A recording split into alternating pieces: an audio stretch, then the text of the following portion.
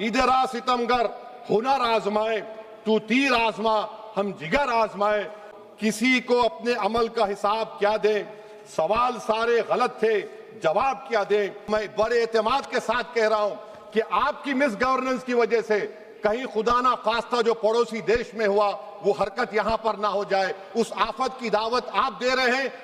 मैं पूछना चाहता हूं सरकार से कि क्या कानून बदलने से, सेल्फी वीडियो बनाने से, इस्तीफा लेने से, स्पेशल टास्क फोर्स और स्पेशल कोर्ट बनाने से क्या सना अपने माँ बाप को वापिस आ जाएगी?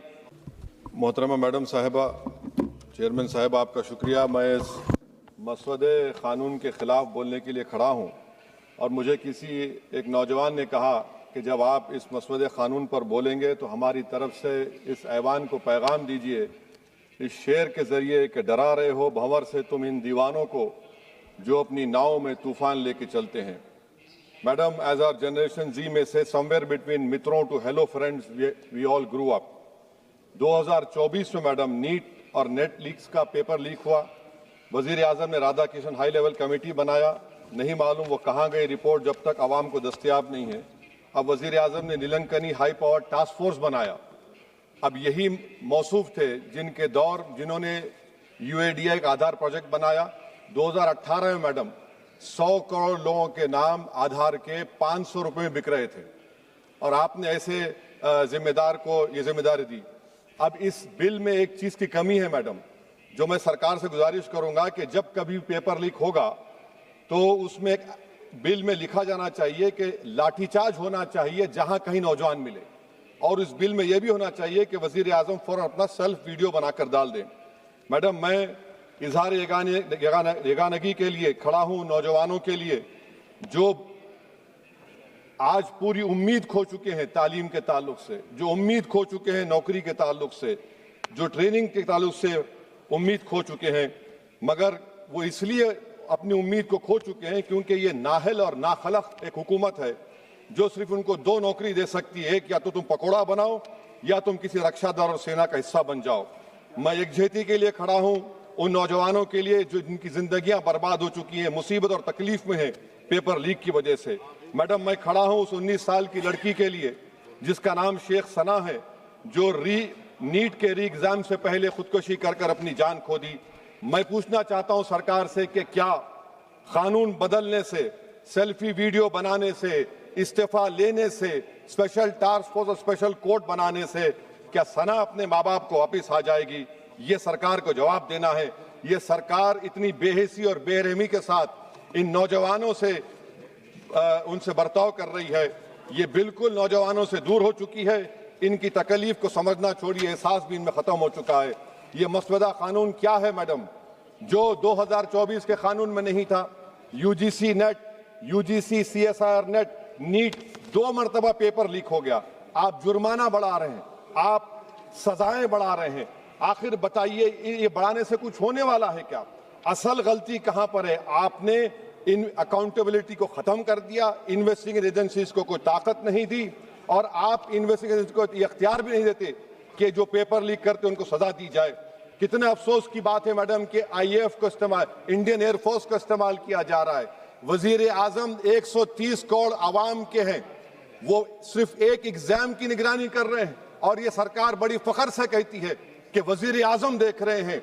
एयरफोर्स को इस्तेमाल किया जा रहा है। क्या एयरफोर्स को एक जमहूरी मुल्क में एक सिविलियन काम के लिए इस्तेमाल किया जाएगा? इससे बड़ी शर्मिंदगी और शर्म की बात नहीं हो सकती है कि एक सरकार किसी, और ये क्या बताता है मैडम कि ना वजीरों पर भरोसा है, ना वजीर आजम पर भरोसा है, तो फिर इसीलिए हम इंडियन एयरफोर्स को इस्तेमाल कर रहे हैं। मेरी मैडम, मेरी आपसे ये बोलना ये है कि स्पेशल टास्क फोर्स क्या है, हाई लेवल कमेटी क्या है? पूरा सिस्टम खराब हो चुका है, पूरे सिस्टम को बदलने की जरूरत है। मैडम, फास्ट ट्रैक कोर्ट 2019 से अब तक 1100 करोड़ रुपए फास्ट ट्रैक कोर्ट में खर्च हुए हैं, और अब तक 2,45,000 केसेस चल रहे हैं। तो ये फास्ट ट्रैक कोर्ट का ये जादू की छड़ी तो नहीं है जो आप बेच रहे हैं जनता के सामने आकर। Madam, the total number of exam leaks from 2002 to 2025 with a candidate count above 1 lakh in each is 45. The number of cases that led to conviction abysmal low। सिर्फ 2 लोगों को सजा हुई है मैडम। NTA क्या है? NTA पर RTI नहीं लगता है मैडम। NTA एक सोसाइटी है, ना कैबिनेट ऑर्डिनेंस से बनाया गया ना कानून से बना। मैं खत्म कर रहा हूं मैडम। तो मैं आपसे हुकूमत से सवाल कर रहा हूं कि नीट का अंडर एग्जाम पेपर सेट हो गया था, अब नए चीफ ने आकर उसको क्यों चेंज किया, इसका सवाल जवाब दे।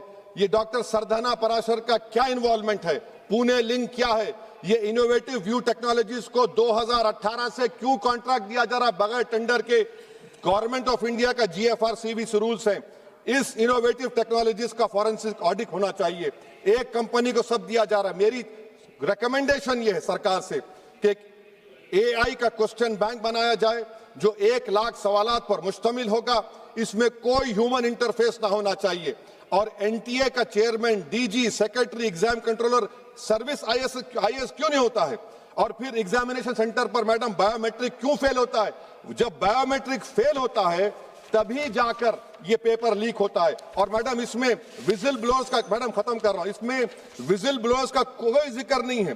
जैसा शशिकांत सिकर का पुलिस ने FIR नहीं लिया, नीट CBS UGC नीट का CBSE में दीपक ठाकुर, ये कुछ नहीं लिया गया।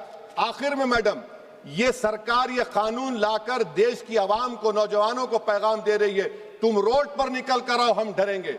इस ऐवान में अगर हम ये पैगाम दे रहे हैं कि एतमाद इस ऐवान पे नहीं होगा, जो रोड पर निकल कर आएंगे, तो फिर ये तो हुकूमत को सोचना पड़ेगा कि अगर लोग एनार्की में, प्रोटेस्ट में बिलीव करेंगे तो पार्लियामेंट में बिलीव नहीं करेंगे। मैं आखिर में मैडम नौजवानों से झूठ बोलकर उनसे माहिदा किया गया, सुप्रीम कोर्ट अब उन पे केस बुक करने की बात कर रहा है। मैं मुबारकबाद देता हूं उन तमाम कॉन्स्टिट्यूशनल अथॉरिटी को जिन्होंने नौजवानों की उखाबी रूह को बेदार किया। अब उनको उनकी मंजिलें आसमान पर नजर आ रही हैं।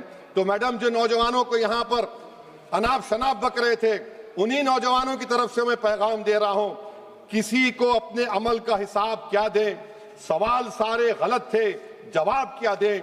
मैं ये जो जुल्म किया गया है, पैलेट गन मारकर, मैं खत्म कर रहा हूं, पैलेट गन मारकर 4 लोगों को उनके जिस्म पर मारा गया। जुल्म फिर जुल्म है, जब बढ़ता है तो मिट जाता है। खून फिर खून है, टपकेगा तो गिरेगा। और किसी शायर ने अच्छा कहा था, इधर आ सितमगर हुनर आजमाए, तू तीर आजमा हम जिगर आजमाए।